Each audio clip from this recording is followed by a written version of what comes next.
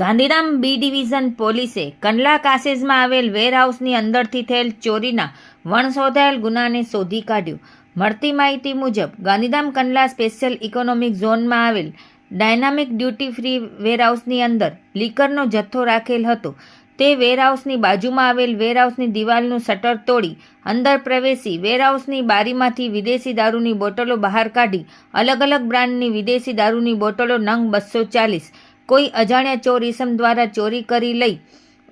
ગયેલનો ગુનો B division police મથકે નોંધાયો હતો. આ ગુના કામે સંડોવાયેલ આરોપીની માહિતી મેળવી આરોપીને પકડી પાડવા માટે પોલીસ મહાનિરીક્ષક ચિરાગ કોરડિયા અને પોલીસ અધિક્ષક સાગર બાગમારના માર્ગદર્શન હેઠળ પીઆઈ એસવી ગોઝિયા દ્વારા જરૂરી સૂચના કરતા સર્વેલન્સ સ્ટાફના કર્મચારીઓ પેટ્રોલિંગમાં હતા અને હ્યુમન સોર્સથી મળેલ બાતમી હકીકત આધારે આ ચોરીના ગુના કામે સંડોવાયેલા 3 આરોપીઓ સલીમ ઉર્ફે ભૂરો અહમદ કકલ, ઇમરાન નૂર મહમદ ચાવડા અને ઉમર ઉર્ફે ભૂરો કાસમ ચાવડાને પકડી તેમની પાસેથી આ ચોરીમાં ગયેલ વિદેશી દારૂની